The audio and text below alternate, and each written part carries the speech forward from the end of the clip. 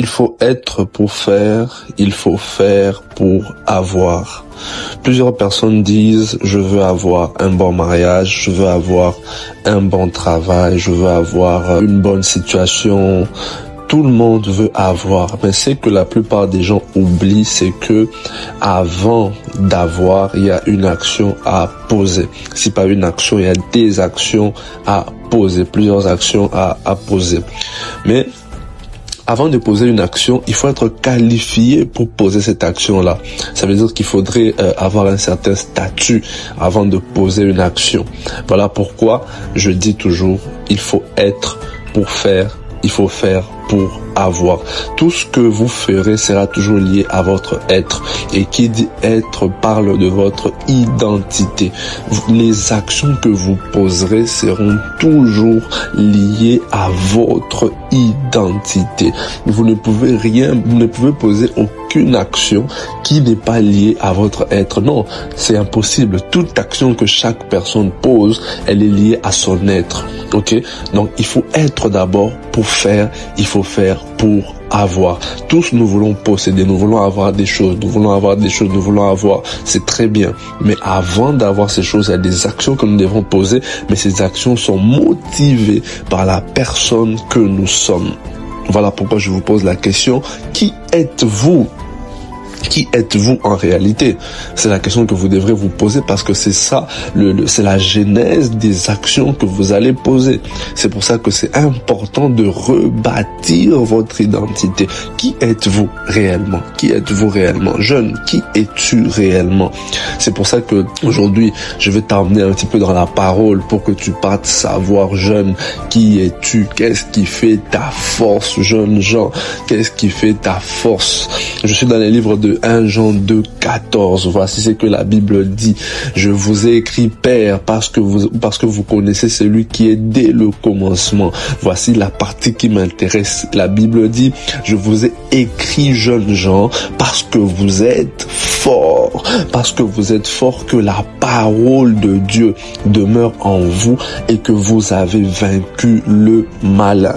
Ici, il dit, jeune Jean, vous êtes fort. Ça veut dire que Dieu a programmé la jeunesse pour que la jeunesse soit une période dans laquelle la force soit dans nos muscles. Tu es jeune, tu dois être fort. Voilà pourquoi j'aimerais profiter pour déclarer et dire que dans le domaine où tu étais faible, je déclare que la force soit ton partage. Parce que lorsque Dieu t'a créé jeune, il a dit tu es fort. Je suis en train de déclarer que tu es fort dans tes études. Je suis en train de déclarer que tu es fort dans ton travail. Je suis en train de déclarer que tu es fort dans tout ce que tu entreprends. Là où tu sentais une faiblesse dans ton corps, je prie, je demande à Dieu que la force rentre. Alors que tu écoutes ce podcast, que la force rentre dans tes muscles, que tu sois comme un jeune lion vigoureux. Quand le diable t'avait vidé par les rapports sexuels, par des travaux difficiles, il avait vidé ta force. Je suis en train de prier que Dieu te restaure. Voilà pourquoi il a dit, jeunes gens, vous êtes forts. Ça veut dire au fait que Dieu a programmé la jeunesse pour que la jeunesse ait comme une sorte de force en elle. Quand tu arrives dans la période de la jeunesse, tu deviens automatiquement fort. Et nous pouvons le voir naturellement parce que le naturel n'est que le reflet du spirituel. Ça veut dire que au fait, dans le monde naturel, on attend un certain âge pour, on va dire 16 ans. C'est à 16 ans que tu peux voyager seul. Quand tu as moins de 16 ans, tu as besoin d'être accompagné pour voyager, par exemple. Tu vois? Donc, à 16 ans, on estime que tu es assez mature. Parce que là, on parle de la force. On dit, jeunes gens, vous êtes forts. On parle d'une certaine vigueur, d'une certaine force. Même pour conduire, même pour faire arrêter la conduite accompagnée, il faut que tu aies un certain âge. Je crois 16 ans, 17 ans, tu arrêtes la conduite accompagnée. Ça veut dire que Dieu a programmé la jeunesse pour que la jeunesse ait une certaine force physique, ok? Une certaine force, une certaine vigueur en eux. Il dit, jeunes gens, vous êtes forts. Mais il ne s'arrête pas là. Qu'est-ce qui fait la force de la jeunesse? Il dit, vous êtes forts. Il dit, jeunes gens, vous êtes forts parce que la parole de Dieu demeure en vous. La parole de Dieu demeure en vous. Oui, jeune, qu'est-ce qui fait ta force? C'est parce que la parole demeure en toi. J'étais en train de vous dire tantôt qu'il y a toujours un parallélisme entre le monde physique et le monde spirituel. Parfois, si vous voulez comprendre le monde spirituel, regardez ce qui se passe dans le monde physique. Il dit, jeunes gens, vous êtes forts, ok? Il dit, jeunes gens, vous êtes forts. Qu'est-ce qui fait la force d'un jeune? C'est la parole qui demeure en lui. Ça veut dire que de la même manière que lorsque vous arrivez à 16 ans, vous pouvez maintenant voyager seul, vous pouvez conduire seul, vous atteignez l'âge de la majorité, vous pouvez commencer à travailler, vous devenez utile à la société. Ça veut dire que si vous voulez être utile dans le royaume de Dieu, pour que l'on dise de vous que vous êtes un jeune fort, c'est parce que la parole de Dieu demeure en vous. C'est la parole qui fait votre force, parce que tant que la parole ne demeure pas en vous, en réalité, vous n'êtes pas fort spirituellement. Amen. En réalité, vous n'êtes pas fort spirituellement. Ce qui fait votre force, c'est le fait que la parole de Dieu demeure en vous. Parce que la jeunesse physique, oui, vous avez la force physique, on ne peut pas vous l'enlever. Mais ici, de quelle force il s'agit? Il parle d'une force non seulement physique, parce que c'est une vérité établie que lorsque vous êtes jeune, vous êtes fort physiquement, mais il veut parler ici d'une force spirituelle. Mais il dit, ok, qu'est-ce qui fait la force spirituelle du jeune? C'est le fait que la parole de Dieu demeure en lui. Si vous voulez qu'on dise de vous que vous êtes un jeune qui est fort, il faut que la parole de Dieu demeure en vous.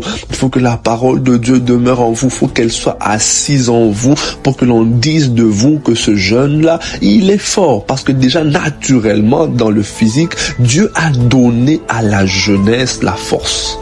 Amen. Ça, c'est quelque chose qu'on ne peut pas l'enlever. Dieu a donné la force à la jeunesse. Maintenant, cette force physique-là, il y en a qui l'utilisent mal. Pourquoi? Parce que j'ai vu récemment un jeune qui voulait battre son record de masturbation. Il s'est masturbé 7 fois aujourd'hui, demain il veut se masturber 8 fois. Il y en a un autre, lui c'est l'alcool. Il veut boire plus d'alcool tous les jours pour se saouler. Donc la jeunesse a une force, parce que si tu as 50 ans et que tu bois l'alcool comme ça se peut que tu meurs, ça se peut que tu fasses une crise cardiaque. Mais le jeune, il a des défis. Parfois tu te poses la question, mais d'où ça vient? Ça vient de sa force. Il a une force physique terrible, vous comprenez?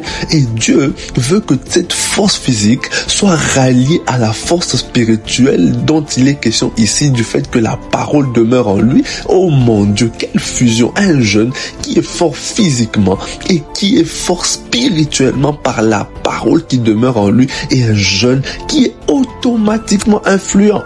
C'est un jeune qui influence. C'est un jeune qui influence les nations, qui influence son entourage, qui impacte. Ce jeune-là, c'est un jeune qui est fort physiquement, mais qui a aussi compris qu'il faut être fort spirituellement par la parole qui demeure en lui. Parce que si la parole ne demeure pas en vous, vous allez être un jeune, oui, fort physiquement, parce que c'est comme ça que Dieu a programmé votre corps ou votre croissance corporelle, mais malheureusement dans le spirituel, vous ne serez pas fort, vous allez être un jeune faible. Parce que tant que la parole ne demeure pas en vous, la réalité c'est que vous n'êtes pas fort. Il faut que la parole demeure en vous. Il faut que la parole demeure en vous, parce que c'est lorsque la parole demeure en vous qu'en vrai vous arrivez à vaincre le malin. Maintenant, je vais vous dire quelque chose. Lorsque Dieu se présentait dans l'ancien temps, il se présentait comme étant je suis. Ça veut dire que lorsque Dieu venait, il disait je suis celui qui suis. Il se présentait au présent comme étant je suis. Amen. Se présenter comme étant je suis lorsque Dieu descendait dans l'ancien temps. La Bible dit que tel il est, tel nous sommes aussi dans ce monde. Ça veut dire que si Dieu est je suis, vous êtes aussi je suis. Amen. Vous êtes aussi je suis. Maintenant, vu que Dieu est je suis et que vous êtes aussi je suis, ça veut dire que si le nom de Dieu est je suis, votre nom aussi est je suis, votre prénom c'est tout ce qui viendra après je suis.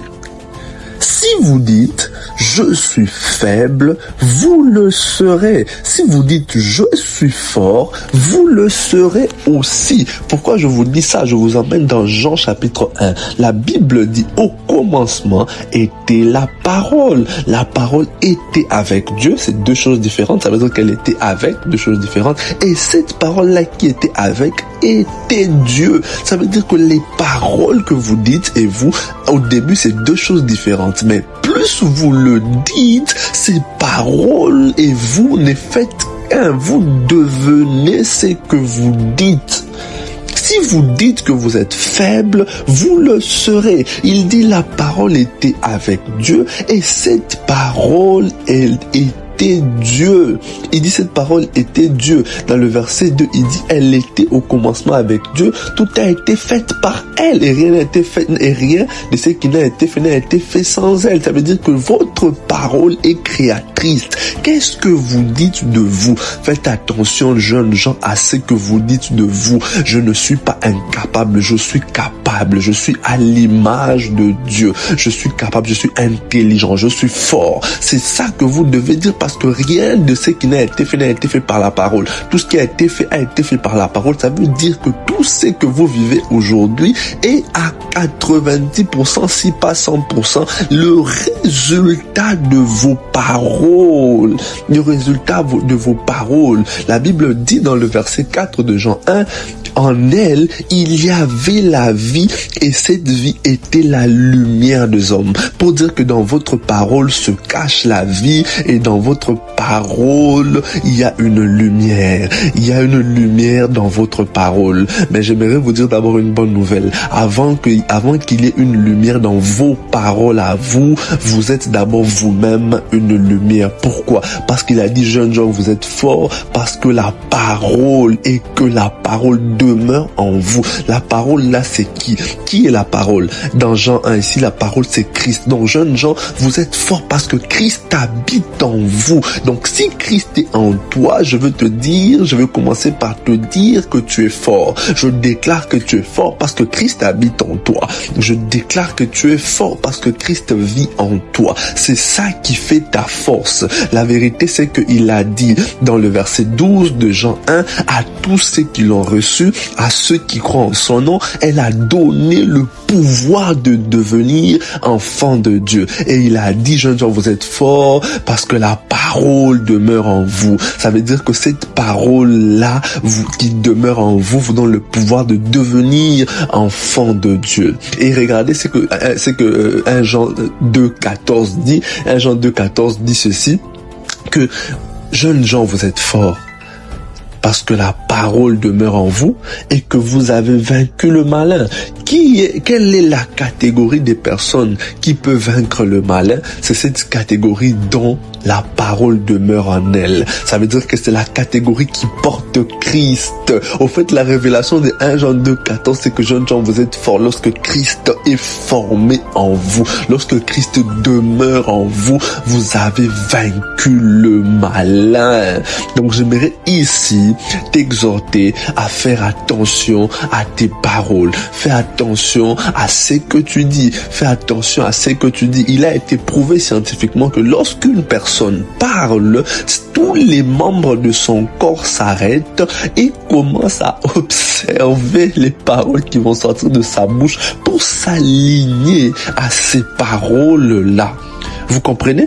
Et donc, ça veut dire que les paroles que vous dites vous façonnent. La Bible dit, je crois que c'est dans Jacques, que ne savez-vous pas que la langue, votre langue, elle est comme le gouvernail d'un bateau. Ça veut dire que votre langue, vous voyez le gouvernail, il conduit tout un gros bateau. Cette petite langue, ce petit membre que vous négligez, et ce petit membre qui maille de votre corps aux actions que vous allez poser. Voilà pourquoi j'ai dit que de ma bouche ne sortira que la vie. Je dis que de ma bouche ne sortira que des bonnes paroles. Aucune mauvaise parole ne sera trouvée dans ma bouche. Aucune parole de mépris, aucune parole de découragement ne sera trouvée dans ma bouche. Il n'y aura dans ma bouche que des paroles d'encouragement, de paroles de foi, des paroles de force. C'est elles qui vont sortir sortir de ma bouche et sortir de moi. Et lorsque je dis ces paroles-là,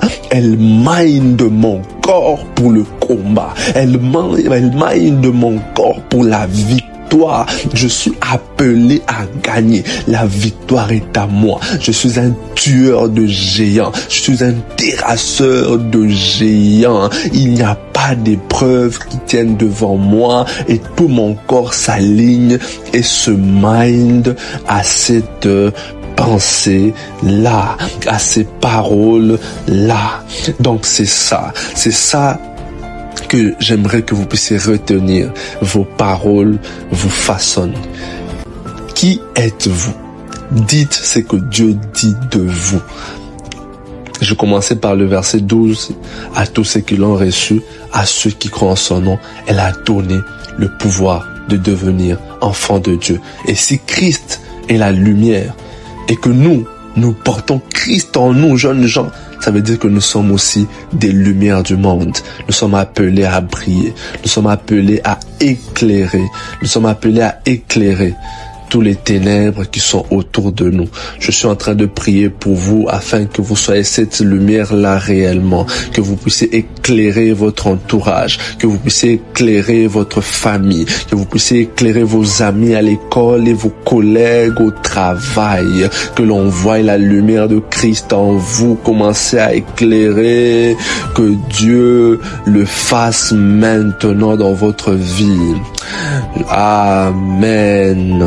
Que Dieu vous bénisse abondamment et on se retrouve encore très bientôt pour d'autres podcasts. C'était votre frère Michel.